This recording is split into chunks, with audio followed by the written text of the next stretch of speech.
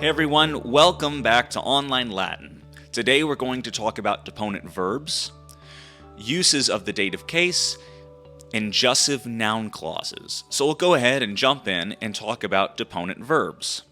Now, what makes deponent verbs so different is that these are verbs that have passive forms while maintaining active meaning.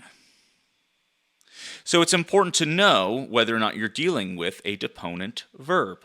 See, sometimes verbs might be active in one language and passive in another language. And sometimes, over the course of time, a single verb might be active at one point, and then the forms change or meaning drops out, and you end up with a deponent that has passive forms and active meaning, all within the same language.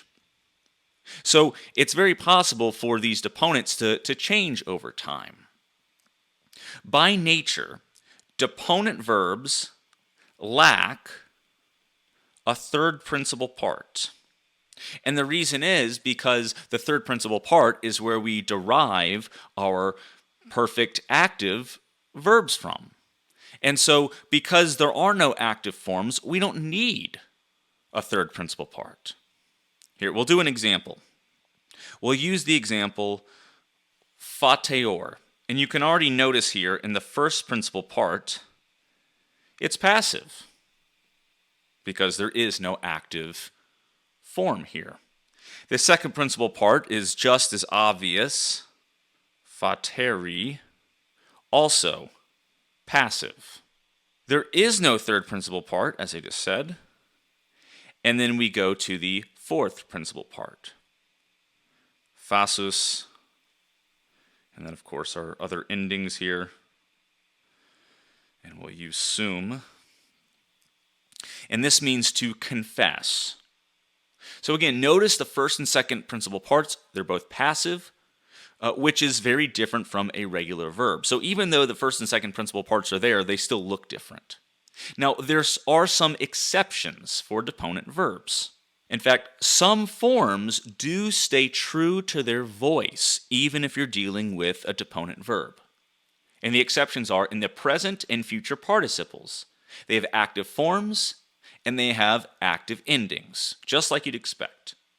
The gerundive, or the future passive participle, has a passive form with passive meaning. So it looks passive, and it has passive meaning. The third exception is the future infinitive. The future infinitive does have an active form with an active meaning. So again, present and future participles look and sound exactly as you'd expect them to.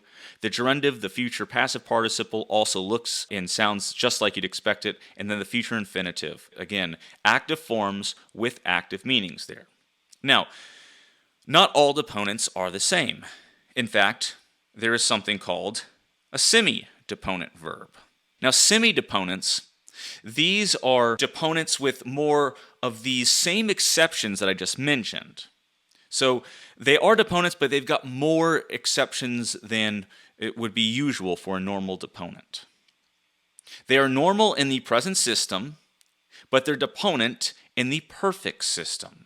Which means then that when you look at their principal parts, you're going to be able to tell the difference between a deponent verb and a semi-deponent verb pretty quickly. So we'll use an example of a semi-deponent verb. Let's take gaudeo. Notice, first principal part looks exactly as you'd expect it for any normal verb. And the second, gaudere. Again, that active second principal part. Gavisus, and this means to rejoice. Notice that there still is no third principal part.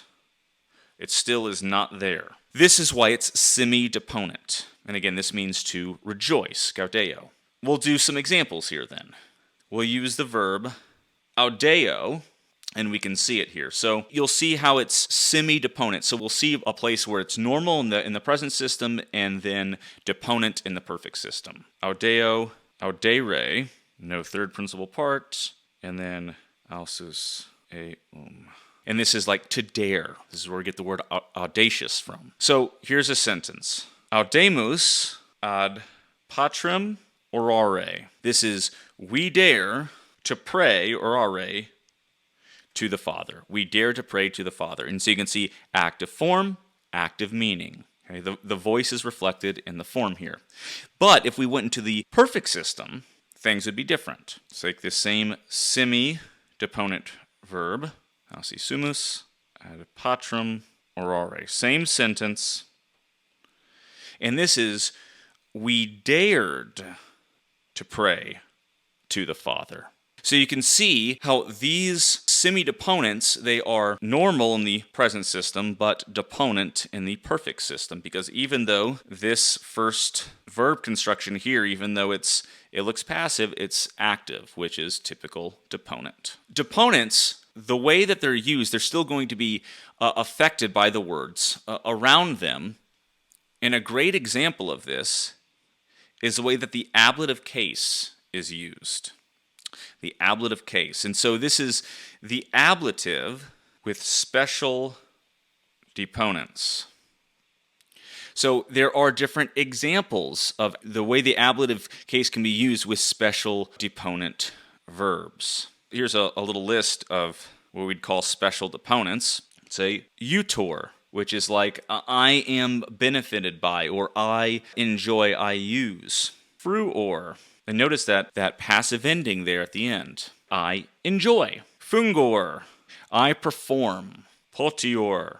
I possess. Vescor. I eat. When you use the ablative with these, for instance, as an example, utitur, notice the passive, third singular passive form. Stilo, which is also, again, ablative. It would be translated, he is benefited by means of a pencil. But you could also just translate it as he is using a pencil. So these might have, originally been like an ablative of means or something. And that's how the ablative can be used with certain deponent verbs. Let's go ahead then and move on to the dative case. We'll talk about different dative uses here, and we'll talk kind of broadly. So remember that the dative case is the indirect object case.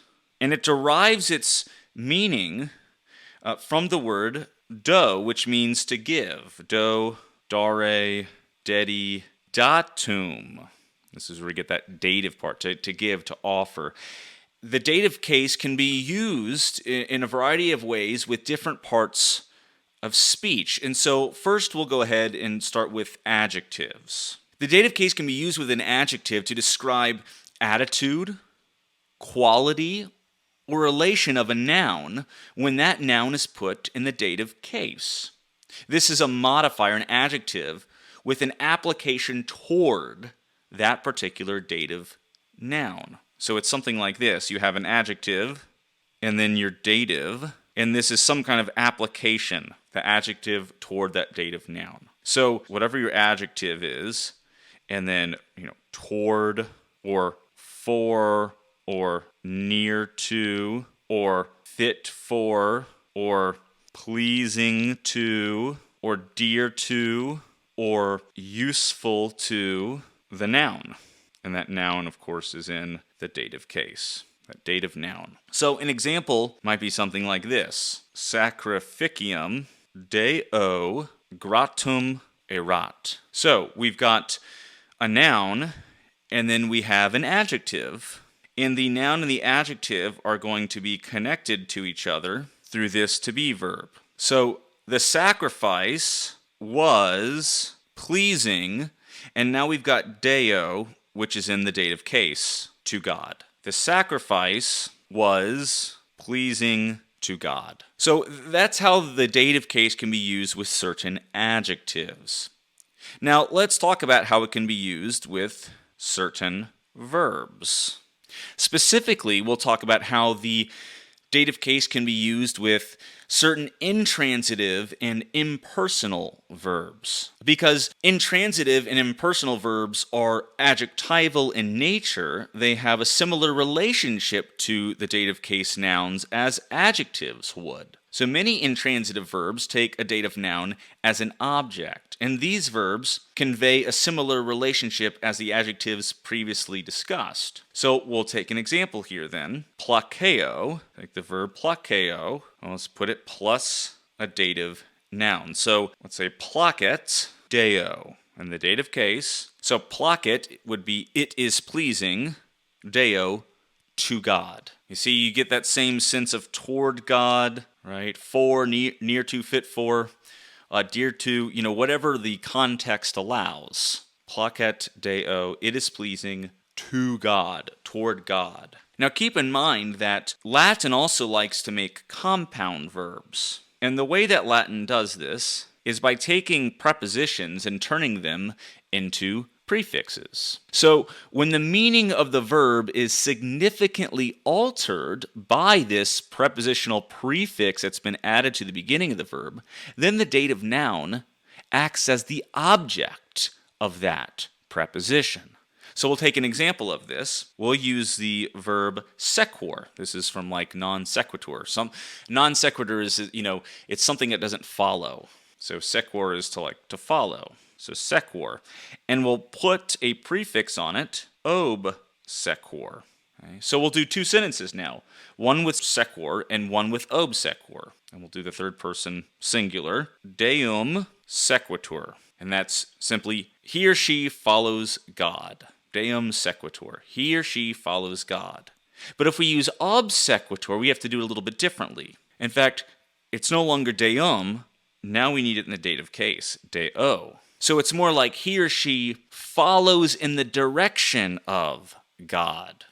And you might even translate it better, he or she obeys God. Ob sequitur is toward. Deo is really the object of ob.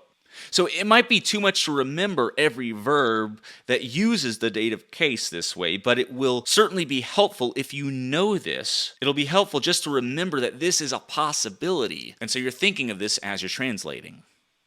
Okay, the last thing that we need to talk about is the Jussive noun clause. This is an indirect command, and it uses ut or ne with a subjunctive verb.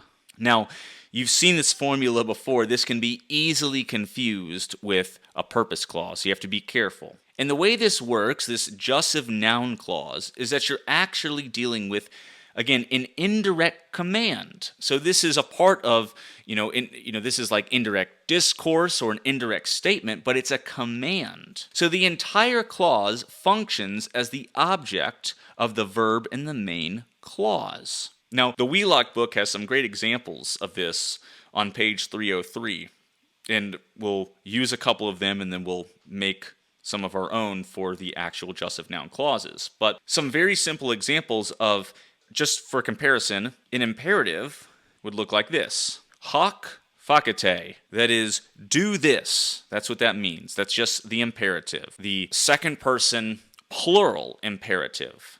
Hoc facete, this do, or do this. Now we could also go and do a Jussive subjunctive, which we've already talked about in previous lessons. Hoc faciant. Now this is the only kind of standalone subjunctive clause that the Wheelock book actually addresses. Remember, this is a Jussive subjunctive clause, so it's a command, but it's in the form of, it uses the subjunctive to do this. So this would translate, hoc faciant would be something like, let them do this, or let these things happen, something like that. So we've already talked about both of these, the imperative and the Jussive subjunctive. Now, it should be no surprise then that when we're doing this Jussive noun clause, we're also using a subjunctive verb, because we've already done that. But in this sense, it's a proper subjunctive. It is a dependent or subordinate clause in this case, because again, it's indirect. It's an indirect statement, but it's specifically a command. So, here are some examples then of the Jussive noun clause. Go ahead and begin with a main verb, and that'll be indicative. Imperat eis. So he commands, to them, or just he commands them. And then for our Jussive clause, begins with ut hoc faciant. So he commands them to do this. He commands them to do this. You're not quoting the command specifically, but you are relaying the content of the command. Now, we could exchange ut for ne. And if we exchange ut for ne, then we can negate the clause. So if it's imperat iis ne hoc faciant, then it's he commands them not to do this.